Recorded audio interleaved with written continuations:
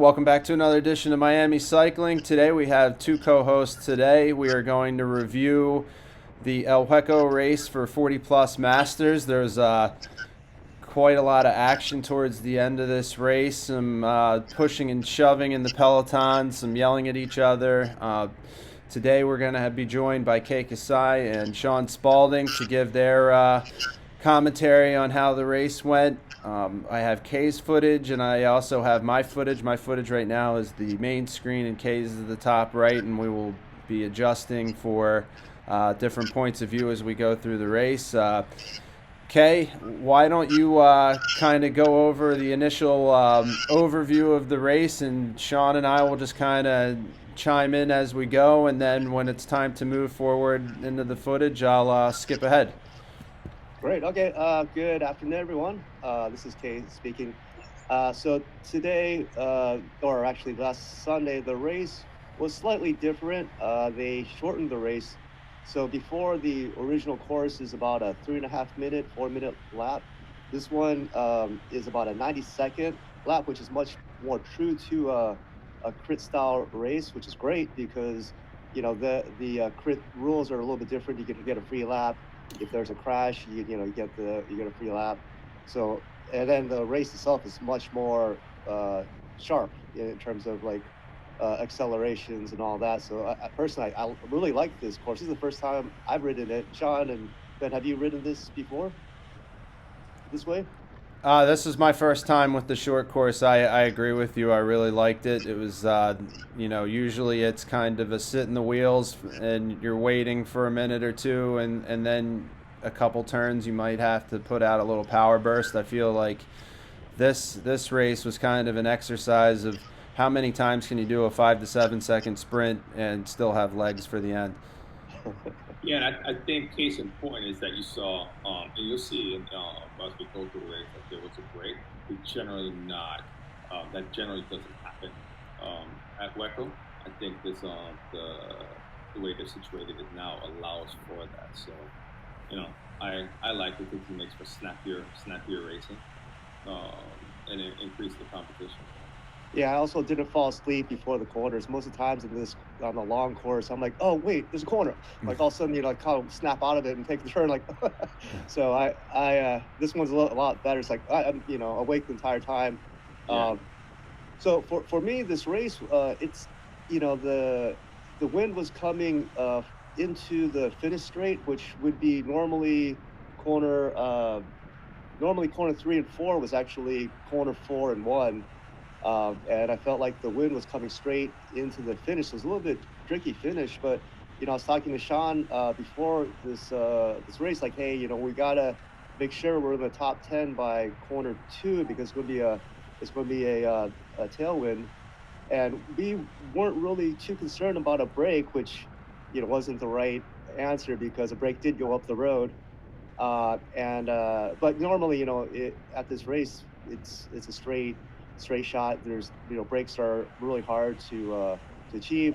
This race, I think we averaged 27 miles an hour. So, the guys who got in the break who actually were able to finish, congrats to them because they were flying.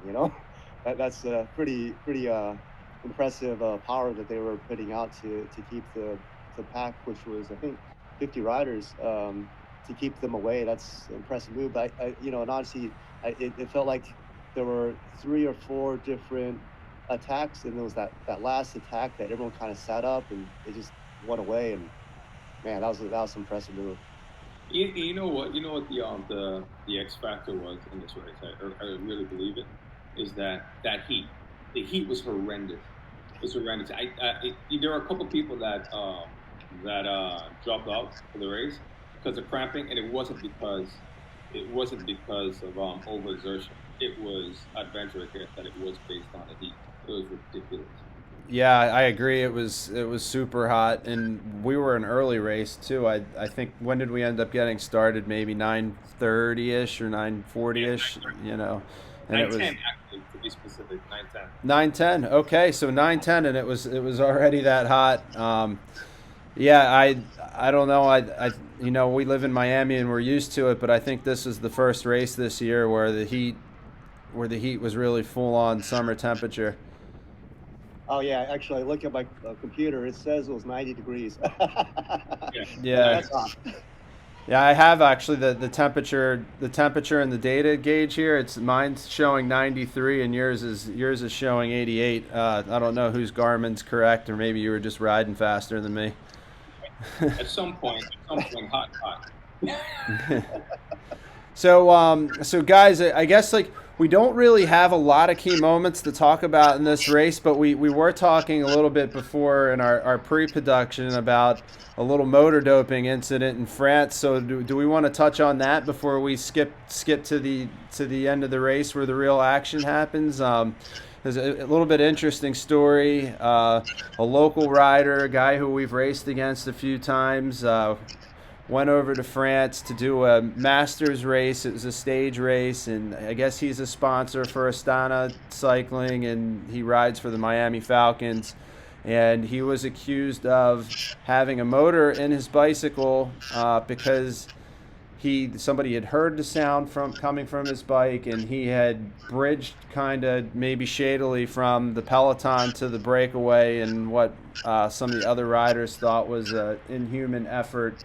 And then before the start of the next stage, I guess he was confronted by the race director.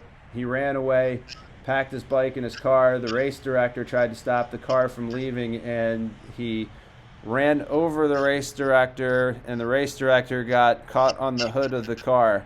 Do you think that sums up what happened just from a high level, Kei? Yeah, this one is just amazing. It's kind of it brings a lot of shame to South Florida. Like we already had a pretty bad black eye from the Volta a Miami, the multiple positives from that race. Now this appears, and this guy, apparently he was an ex-pro. Like he was a high-level rider, and he's apparently has like very successful run of restaurants. He was an actor for a cycling film. This guy is a successful guy, and for him to do this is just it kind of blows my mind. It's sad, really, because why would you, if you're such a successful guy, why would you want to do this? Why would you, do this? And then on top of that, there's this one link that I sent you, Ben, that it's a French article, and it shows the modifications to his bike. It's pretty damning about what he was doing. Yeah, I think this kind of frames it as the debilitating cyclist ego at play here, right? So when you say what's the point, I agree. What's the point? But this we see this all the time, right? There's nothing to gain, but you go to these lengths just to eke out these performance improvements, or to beat your neighbor or what have you. It makes absolutely no sense. But yeah, 53-year-old cyclist that races down here with them. Yep. And I know a personal friend of his. I've ridden with him a bunch of times, and he said that the guy ended up spending 27 hours in French holding jail or whatever, and obviously the guy is denying doing any motor doping of the sort and claims that they never found a motor on the bike. So I just want to make sure we're at least having part of this guy's story. I'm assuming now, since he's the most famous cyclist in the world, at least for this week, he's going to release some sort of statement or something, at least trying to defend himself, because I mean, I would. Sure.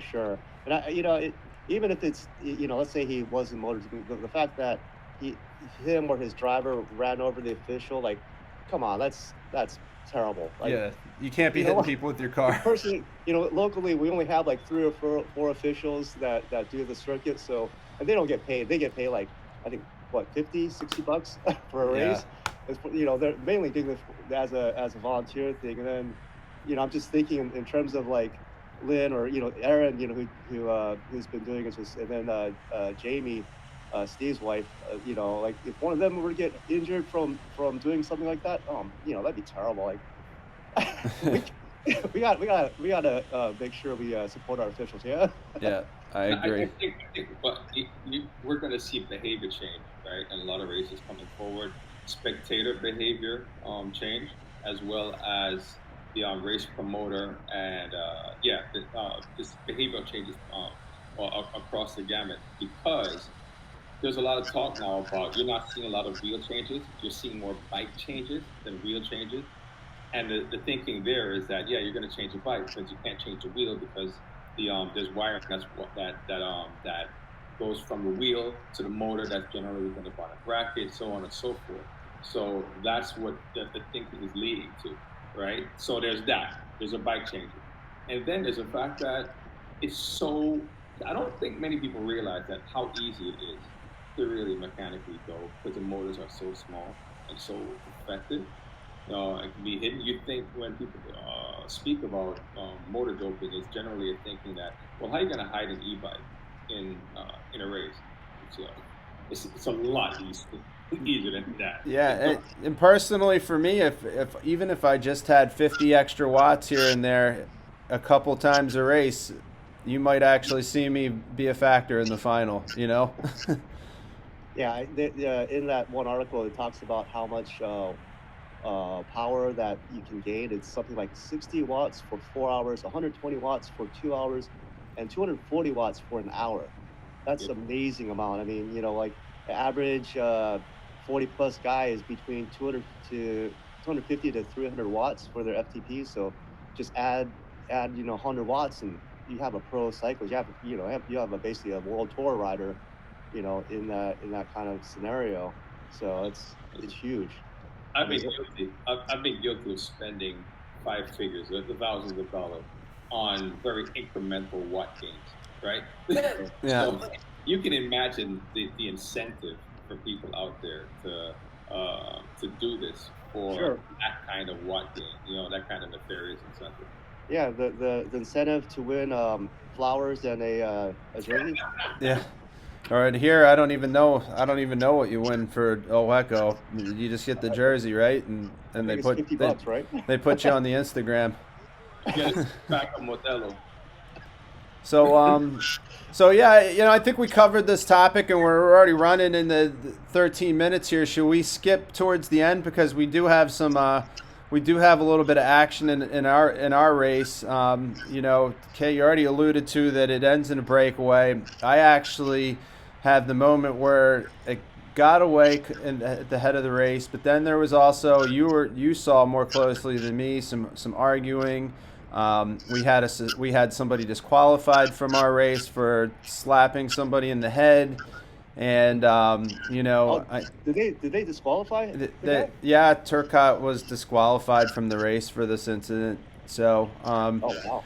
So I know Tony was texting me this week trying to get some footage from it because I think he'd like to push this a little bit further than just like disqualified from one race. So let's skip ahead towards the end and get to these moments. I know I didn't really catch a whole lot of the action, but I know you saw some of what was going on, so we can discuss it and talk about the behavior of 40-year-old men in a race where there's no money on the line. 40-year-old men in Lycra. Come on, get it right. It's mammal, right?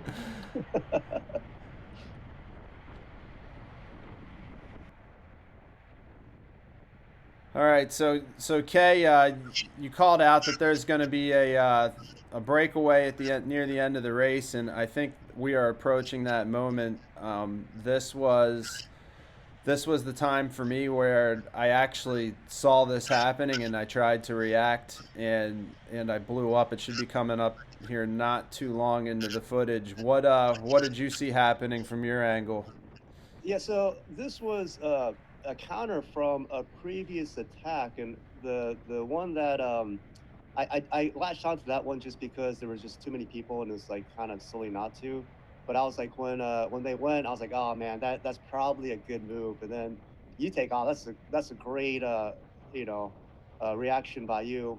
But yeah, these guys, they rolled it, and it looked like the pack just they just hesitated just enough. And at this point, it looked like everyone's kind of like looking around, like should we go? Should we not go? I mean, again, like the average speed of the race was 27. It seemed like they were doing like 25. They were kind of, Yeah. you know. Yeah. I think, well, for me, I was licking my wounds because I was tired. And it's kind of a weird point in the race. There's still 10K to go so there's definitely time still to bring this back. I think that's why there was the hesitation. Like if it were 2 laps later, like lap cards were coming out, and this definitely wouldn't have had a chance to go. But since the lap cards weren't quite out yet, and you can see here, I've almost made it across, and my heart rate's at 189. I don't think I've seen 189 ever until this very day, and this is where I kind of fizzle out. I just didn't quite make it across, but I did have rear cam footage, and we had a huge gap. Like we couldn't even see you guys. You guys hadn't even rounded the turns by this point. Like they were out of sight. Yeah, it was they were motoring, and looking at the official results, at least one of the guys at Cat won, so he has a motor. He was just like, well, not a motor like in France. Let's be quick. Let's be careful with that. I'm sorry. He had really strong legs. How's that? I guess we have to clarify that, especially in this video. No, he's a Cat 1. Those guys are strong. They know what they're on pro level in terms of strength. So. And then, no, go ahead, Kei. No, I was just going to say that those guys, once they're gone, and again looking at my screen, it looks like everyone's just kind of chilling out. We're trying to make something happen, but everyone is just shaking. Then this was right around the time where Tony and Turcotte were going at it.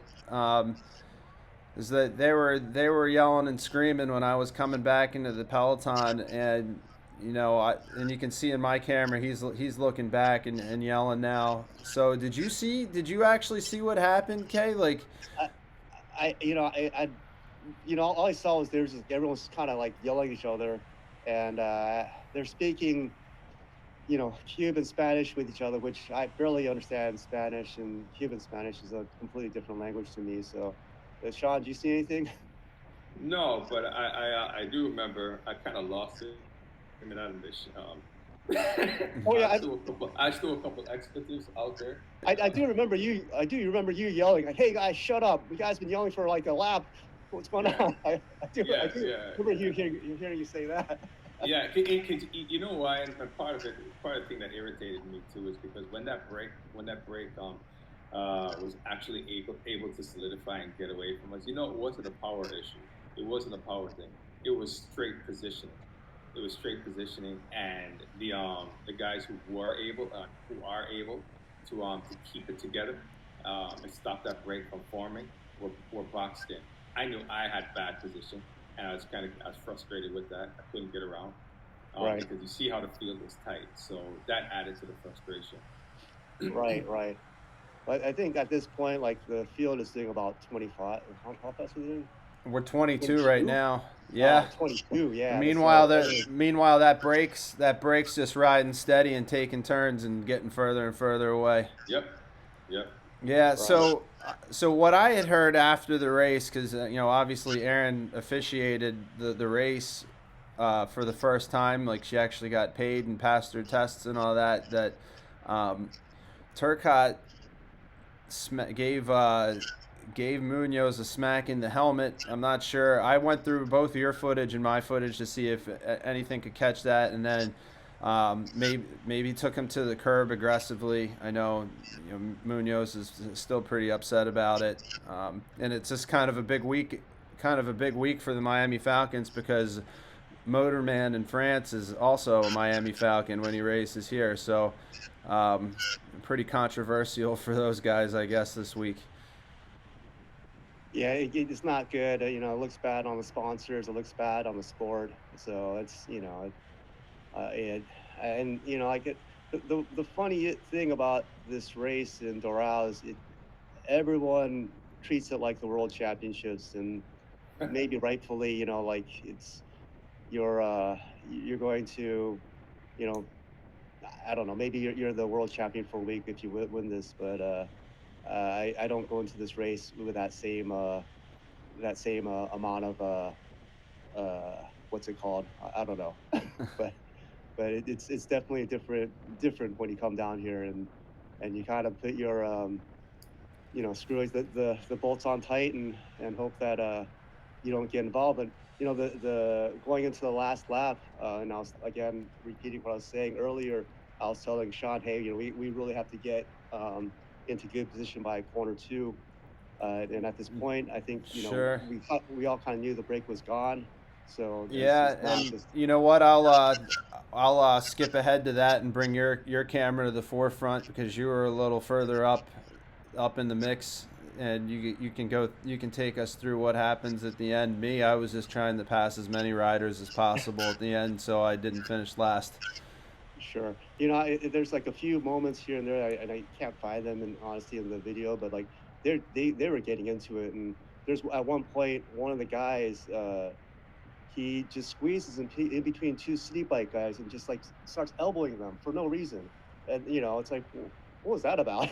And luckily, like everyone in this race, they have good cycling skills, so no one went down, but at 25, 28 miles an hour, this is no fun. Do you think a little bit of it is just people are getting frustrated that city bikes has been so dominant over the last year and a half, and they've got a full roster of guys in each race, and they can just take control of each race. So now people are just being a little bit more aggressive towards them because it's just how can we beat them? Yeah, I'm sure there's something to that, and if probably have to do is we have to get one of the Cuban guys to translate to us what's actually going on, because there's a lot of talk in Miami that we're kind of not privy to, and I'm sure that there's just all sorts of talk going on, and especially they do the Kendall weekly ride, and there's talk going on there, so that there's a lot of machismo conversations going on that that kind of spilled over into this race as well. So sure.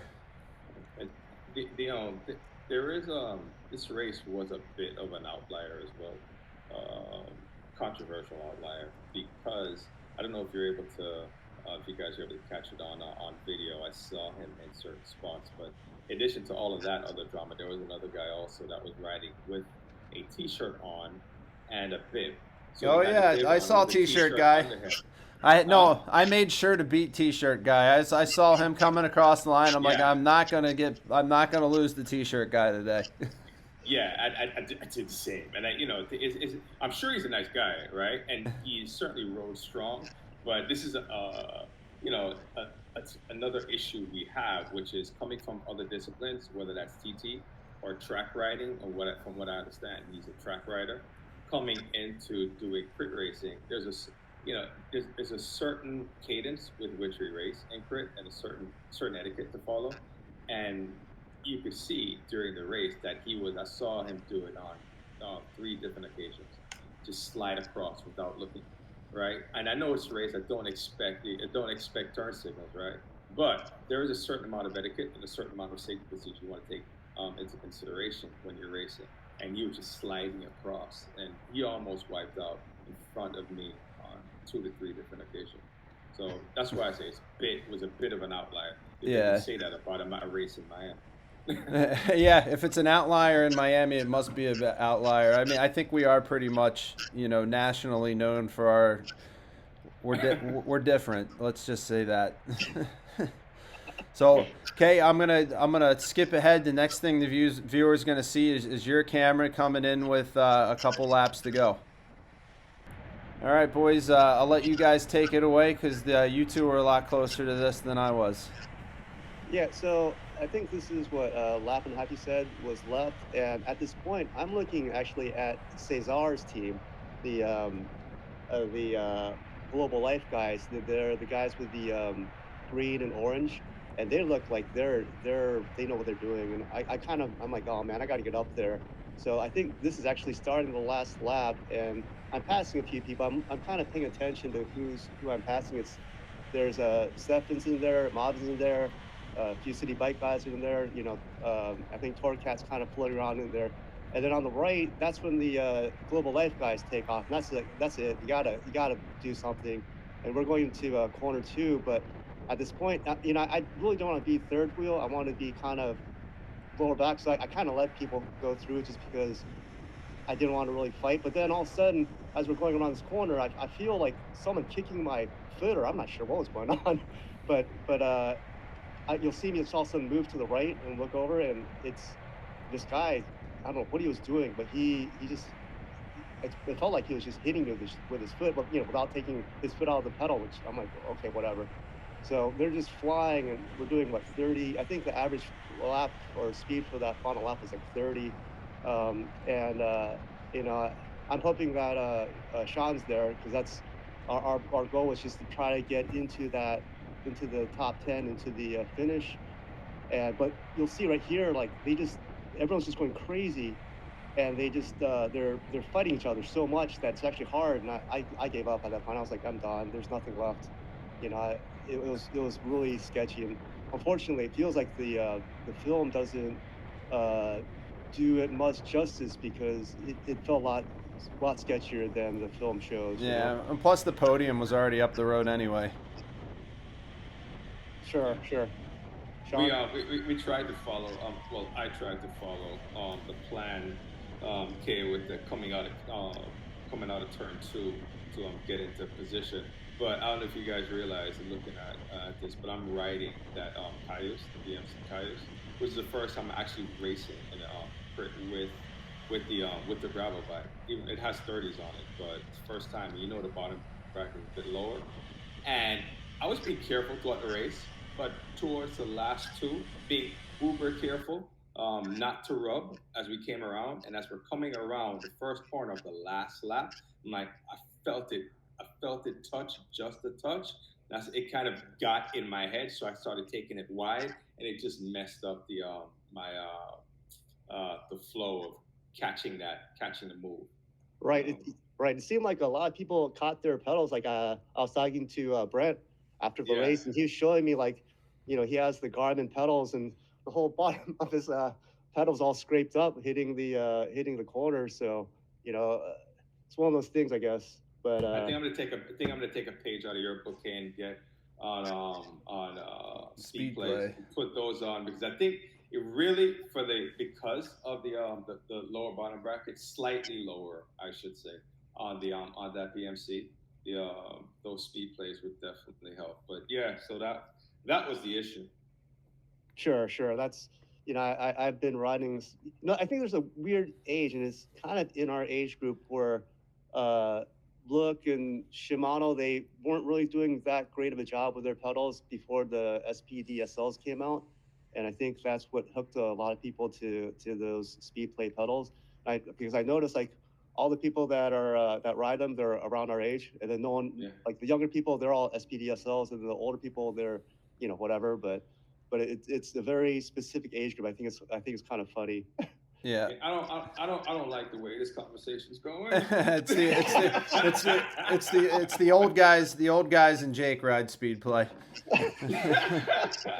Well, anyway, guys, we're out of footage and we're out of time. I want to thank you guys for joining me today. I hope we can do this again for the next race. I think this adds a lot of value to the videos, just being able to chop it up and make some jokes and analyze what's going on. Anybody else have anything to add before we wrap it up? No, man, Ben, it's always a pleasure talking with you and going over this video. It helps us too, because, you know, we show our guys what we're thinking before a race, during a race, and what we were seeing. You know, our team is made up of a lot of newer riders, first, second year riders that are Cat 4-5s that we're trying to bring into racing. So this is great for us, and so really appreciate you allowing us to do this with us. Of course, anytime. Yeah. Thanks for having me, Ben. Really appreciate it. This can get more people come out, more skilled people coming out to the Miami scene and taking part. That'd be great. But yeah, it's been great. Awesome. See you guys at Okahili in a couple weeks. For sure. All right. Definitely. All right. All right. See you guys then. Thanks, Bye.